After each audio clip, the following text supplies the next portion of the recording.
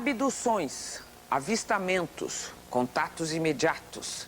As palavras dos que acreditam que os discos voadores são nossos visitantes habituais revelam um jeito especial de olhar a Terra e olhar o céu.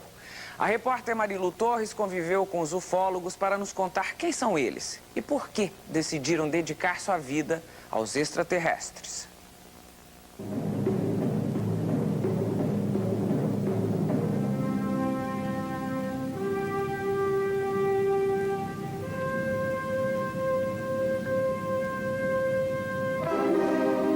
Há milhares de anos, o homem olha para os céus em busca de respostas para algumas perguntas. De onde nós viemos? Para onde nós vamos? O que estamos fazendo nesse planeta?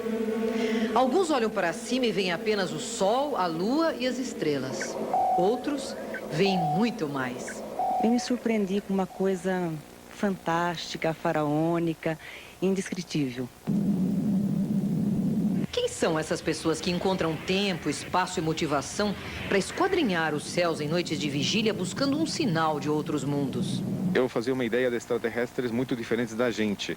E de repente ver alguém similar a nós realmente me deixou confuso. Quem são essas pessoas que conseguem viver o dia a dia depois de terem participado de fantásticas aventuras intergalácticas ao lado de seres extraterrestres? Existem vários casos de objetos entrando e saindo de dentro do mar, o que sugere alguma base de operações dessas naves lá na região. Quem são essas pessoas que trocam experiências, planejam estratégias, visando desvendar mistérios, muitas vezes indecifráveis? Eles nos dão uma noção de como será o futuro da humanidade. Nós estamos conseguindo entender a estrutura do universo. Os ufólogos são pessoas que se dedicam ao estudo da ciência que busca desvendar os mistérios ligados aos fenômenos extraterrestres, a ufologia.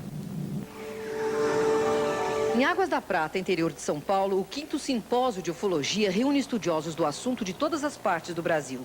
Eles lançam aqui uma carta aberta aos órgãos públicos, reivindicando uma maior abertura para a ufologia no Brasil. O Brasil, ele está vivendo uma onda... O que quer dizer uma abertura ufológica plena e total? Seria, inclusive, a liberação de documentos que a própria Forças Armadas obtém e que poderia ser trocado e levado para os pesquisadores, né, como um intercâmbio para que pudessem ambos pesquisarem juntos. Francisco Varanda, advogado, é também professor de arqueologia. Seus alunos o apelidaram de Indiana Jones, visual que ele gosta de reforçar. Varanda, essa região, ela é propícia à incidência de aparecimento de discos voadores? Assim, não só a região de Águas da Prata, mas também toda a encosta ocidental da Serra da Mantiqueira Paulista, que é uma área, assim, propícia, porque nós temos aqui muito afloramento de material, assim, estratégico. E por serem também áreas isoladas, né? Sim. Áreas, assim, que existem longos trechos aí que são totalmente isolados. Com seu jipe tático em pesquisas ufológicas, ele percorre a região a qualquer hora do dia ou da noite, tendendo a consultas sobre avistamentos. Tem um pequeno distrito aqui, né, que chama São Roque da Fartura, inclusive culminou com até uma aterrissagem de um objeto desse, né? Que chegou a provocar a queimas numa parte da pastagem, desintegrou um morão de cerca e deixou um tipo de fuligem, né? De início, os primeiros dias parecia assim uma gosma, né? Até nós apelidamos de brincadeira como a baba cósmica, né? Mas na verdade, dias depois, aquilo solidificou e o solo ficou impermeável. Eu fiz uma consulta ao eminente ufólogo brasileiro Flávio Pereira, um dos pioneiros na ufologia do Brasil, sobre a época em que começaram a aparecer nos céus os primeiros discos voadores. Durante a Segunda Guerra Mundial, a Luftwaffe alemã, aqueles Junkers que a gente vê nesses filmes, atravessava o Canal da Mancha e ia bombardear a Inglaterra. E esses Junkers eram seguidos por várias bolas luminosas que seguiam os aviões. Eles pensavam que isso era a arma secreta inglesa. Os que sobreviviam voltavam e o Hitler nomeou uma comissão para estudar essa coisa. Acontece que quando os ingleses iam revidar, eram também seguidos e um atribuía ao outro. Quando abriram os arquivos em 45, Foi hilariante o assunto, porque alemão pensava que o disco voador era inglês e os ingleses pensavam que o disco era alemão. Por isso que eu digo isso há mais de 40 anos, que a ufologia nasceu militarizada. Não é porque os militares querem. Militares não querem esse abacaxi. O senhor, sendo um pesquisador, o senhor acredita em discos voadores? Sim. Eles existem? Existe um fenômeno chamado UFO ou OVNI ou disco voador. Isso desde 55, sabemos. 55.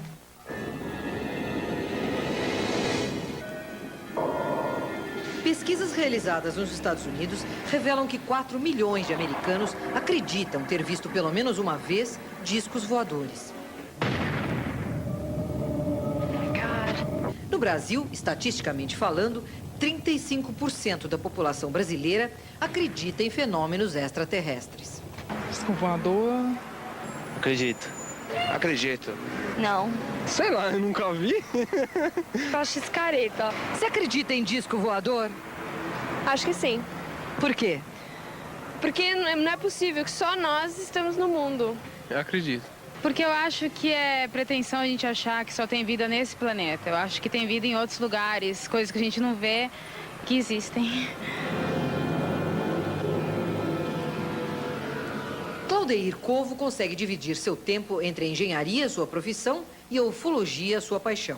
Claudeir, o que os discos voadores querem com a gente? Tudo indica que eles estão aqui fazendo do planeta Terra um grande laboratório. Eles constantemente são vistos coletando minérios, coletando vegetais e, em muitos casos, também de coleta de animais. Eles levam o animal e mutilam o animal dentro do disco voador, não sabemos por que razão. E também fazem abduções, ou seja, raptam pessoas que são levadas para dentro do disco voador, é submetido a uma série de exames e depois são devolvidas. Nós temos catalogado 5 tipos distintos, que é do alfa, beta, gama, delta e ômega. Para evitar gafes no caso de você ser apresentado a um deles, saiba como é a tipologia dos ETs conforme a classificação dos ufólogos. O tipo alfa tem altura média que varia entre 80 centímetros e 1,30 m. O beta mede de 1,40 m a 2 metros. O gama tem mais de 2 metros de altura. O quarto tipo classificado é o delta. São seres parecidos com animais ou robôs. O quinto e último tipo classificado é o ômega. Seres energéticos ou luminosos que aparecem, sobretudo, à noite. O disco voador está aí, faz parte do contexto. Estão fazendo do planeta Terra uma espécie de laboratório. A que ponto vai levar isso, nós não sabemos. As pessoas que, em vez de eu não acredito, deviam dizer eu não sei nada. Mas quem é que diz isso? No próximo bloco, espere conosco por um contato imediato de terceiro grau. Um disco voador marcou um encontro com SBT Repórter. Até já. São privilegiados entre os que vivem no mundo dos ETs, porque são aqueles que já estabeleceram uma relação com os discos voadores. Neste bloco, acompanhe uma tentativa de contato. Os ETs faltaram ao encontro marcado.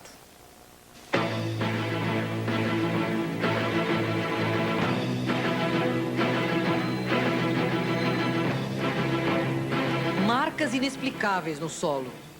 Objetos não identificados no ar. Essas imagens frequentemente são flagradas por cinegrafistas amadores, considerados testemunhas chaves do trabalho de investigação de fenômenos extraterrestres realizado por ufólogos. Além das testemunhas que observam os fatos, há outros protagonistas importantes no mundo da ufologia. São os contatados. A maioria deles afirma estabelecer uma relação direta com entidades extraterrestres. Eu fazia uma ideia de extraterrestres muito diferentes da gente. E de repente ver alguém similar a nós realmente me deixou confuso. Charlie Wells se diz contatado desde 1974. Ele coordena o grupo AMAR, que segundo ele significa integração cósmica, a busca do respeito à própria vida.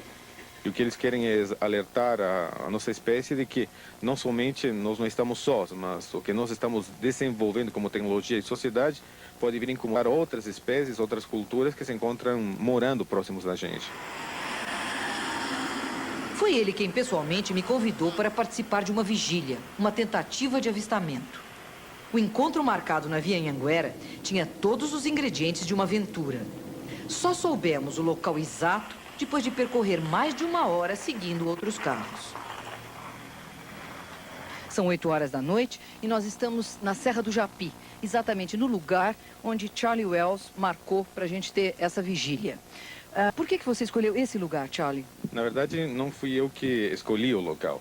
Estamos aqui realizando uma vigília. Nesse exato momento estamos buscando confirmar algumas mensagens de cunho extraterrestre e, para tanto, as mensagens recebidas marcaram coordenadas geográficas. Essas coordenadas indicam ser exatamente este o local. As vigílias acontecem conforme comunicação telepática, recebida por um ou mais membros do grupo. Apesar de parecer semelhante ao processo de psicografia espírita, não tem nada a ver. A gente deixa a mente mais relaxada e vai pegando as orientações. É assim que a gente vai se movendo em campo. Eu recebi uma comunicação segunda-feira, falando deste local, nesta data, e no primeiro horário, 22h30. Liguei para o Charlie e depois ele me falou que a gente vinha aqui com vocês. Imagina o susto. A primeira comunicação assim. Deixa eu ver que horas são. 10:03. Bom, a gente tem meia hora, hein? Eu posso ter esperança? Não sei. Eu ainda tenho. Há então uma checagem de horário, estabelecem-se limites de tempo e, sem tirar os olhos do céu, cada um vai contando suas experiências. E de repente, a gente estava no local, as árvores são muito altas, né? E uma luz muito vermelha, era uma canepa, começou a se mexer muito rápido. Elas sempre são muito rápidas, né? Essas luzes. Tem de várias cores. Eu já vi vermelha e branca, né? Como é que você sabe que é uma canepa e não uma luz indefinida? Porque não tem no nosso mundo uma coisa igual. É uma coisa que você olha e fala, o que é isso? O que pode ser, né? Mas quando eu olhei para trás, tinha vários carros parados também atrás da gente, né? Eu desci do carro, sentei no capô do carro e ficamos olhando aquela luz maravilhosa, porque ela encandecia, ela brilhava a um ponto de ficar difícil você enxergar. Isso era mais ou menos 7 horas da noite e ela voltava a ficar novamente mais azul. Eu já tinha visto algumas outras vezes, mas eu falei, bom, eles podem estar passando por aqui, não tem nada a ver comigo. Mas, de repente, a hora que você marca, eles aparecem, né? No horário que você se comunicou. Então, é uma coisa muito forte e faz a gente pensar muito. Charlie, o que é um contato de terceiro grau? Contato de terceiro grau é quando você se encontra frente a frente com os tripulantes de um objeto voador não identificado, um disco voador, ou se encontra com seres extraterrestres frente a frente. Eles vêm de onde exatamente? De algum planeta específico? Esses seres, porque são vários, cuja forma física é similar à nossa, eles identificam sua procedência como sendo da constelação de Alfa do Centauro e da estrela de Orion.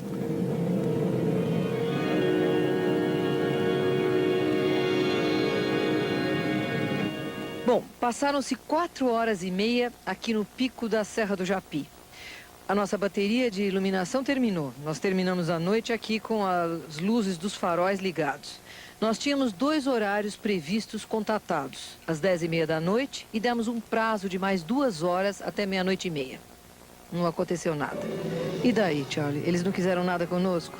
A nossa classificação é que realmente a mensagem não foi um tipo de contato, pelo contrário, provavelmente pode ser alguma sugestão, mas também houveram algumas coisas que coincidiram curiosamente. Então, o que nós faríamos agora novamente? Solicitaríamos que essas pessoas voltem ao processo de contato, busquem novamente uma possível nova comunicação e numa nova oportunidade voltaremos a campo mais uma vez. A observação dos céus pode ser feita sob diferentes óticas. Laerte Sodré, astrofísico do IAG, Instituto Astronômico e Geofísico da USP, Universidade de São Paulo, vê os céus com o olho da ciência. Eu acho que deve existir vida inteligente no universo. Isso não significa dizer que eu acredito em discos voadores, ou que a vida inteligente já tenha chegado à Terra. Eu acredito que disco voador são coisas que as pessoas veem, não sabem interpretar e dizem que são seres de outro planeta. Eu acho que a grande maioria dessas coisas são estrelas cadentes e outros fenômenos naturais. Eu perguntei ao professor a sua opinião sobre pessoas que dizem manter contato com seres extraterrestres. Isso para mim é religião. Religião, cada um acredita no que quer.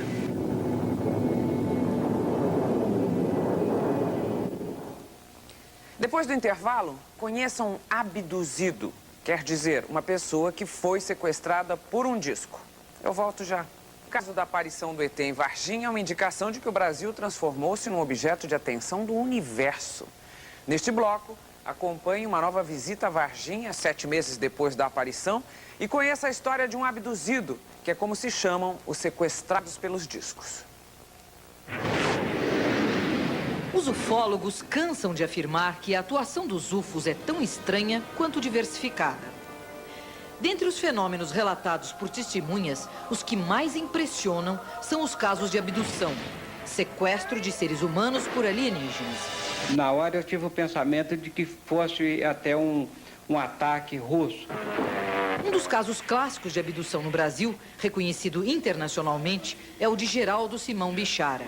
Em 1962, em Três Corações, Minas Gerais, ele viveu uma experiência extraordinária.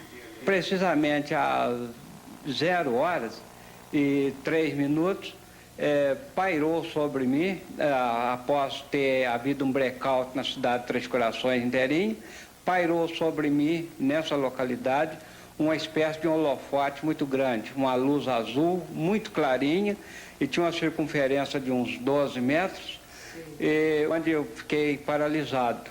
E, no momento, apareceu acima de mim a uns 6 metros, e uns 5 metros para frente, e uns 6 para cima, uma espécie de um caracol, no qual ele soltava uma espécie de um vapor, uma garoa. Soltaram 2 escadinhas, espécie daquela escada de circo, coberta com uma espécie de um brinco amurçado, e esses caras desceram, pelo qual desceram 2 seres.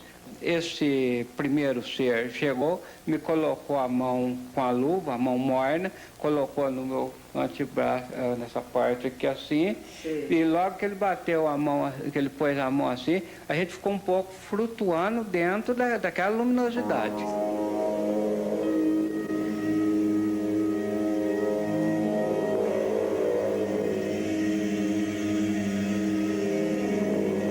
Ufólogos são unânimes em afirmar que uma onda ufológica sem precedentes vem atingindo o Brasil neste ano. O caso mais recente, com repercussões internacionais, foi o caso do ET de Varginha, em Minas Gerais. Varginha é uma cidade de aproximadamente 120 mil habitantes. Mas quase ninguém por aqui lembra ter sentido algo estranho no ar no dia 20 de janeiro deste ano, quando uma figura com tipologia extraterrestre apareceu num terreno baldio no centro da cidade. De repente, eu olhei no muro para me ver os nomes que estavam escritos lá, né?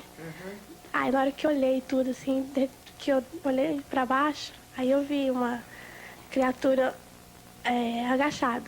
Era marrom, com os olhos vermelhos, 3 chifres, tinha veia no ombro e parecia ser mole. O Birajara Rodrigues, advogado e ufólogo, uma espécie de consultor ufológico da região, foi fundo na investigação do ET. O avistamento dessas garotas se deu por volta de 15h30 do dia 20 de janeiro de 96. A primeira testemunha militar que nós conseguimos contatar e ter um depoimento militar da ativa nos afirma que o Corpo de Bombeiros da cidade de Varginha capturou uma criatura na mesma data de 20 de janeiro, às 10h30, às 10h30 da manhã, a 3 quadras abaixo de onde as garotas avistaram. Esta criatura estava viva, emitia um som semelhante ao zumbido de uma abelha, estava abobada, estava sentindo-se mal visivelmente e foi transportada para as instalações da ESA, da Escola de Sargento das Armas de Três Corações. O Exército nega veementemente tudo isso. O Corpo de Bombeiros nega, o Exército nega, os hospitais negam, a Polícia Militar nega.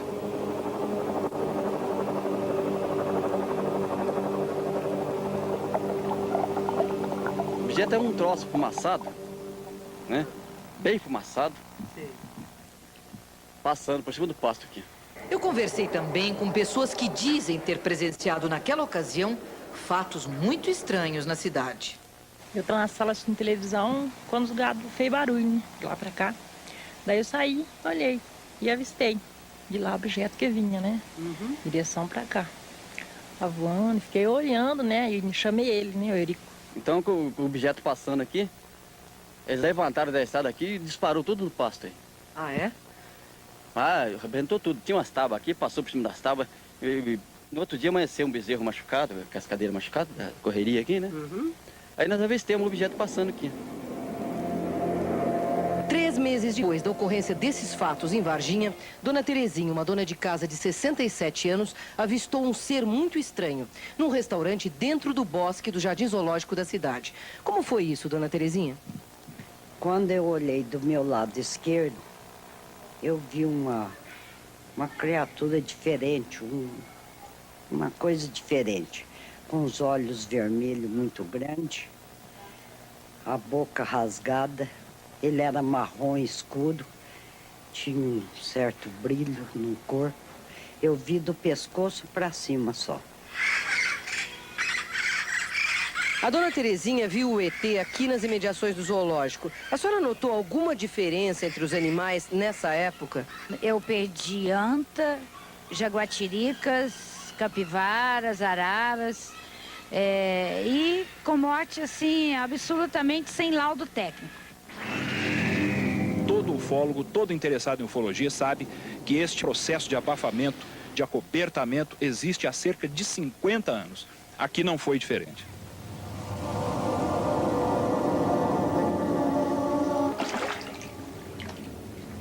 Casos de autópsias de ETs, abduções envolvendo contatos sexuais, desaparecimentos inexplicáveis de aviões e pessoas são temas que já foram explorados à exaustão pelo cinema. A partir da década de 70, a indústria cinematográfica começou a mudar o conceito do mundo em relação aos extraterrestres. Eles teriam alma, coração e intenções acima de qualquer suspeita. Mas será que a ternura rende menos bilheteria que o medo? A resposta vem aí. O filme Independence Day, Dia da Independência, estreia amanhã no Brasil e retoma a tradição de extraterrestres mal intencionados que querem dominar o nosso planeta. Só nos Estados Unidos, esta história de ETs ameaçadores já rendeu 225 milhões de dólares em um mês, contra 370 milhões no mundo inteiro do inesquecível ET de Steven Spielberg.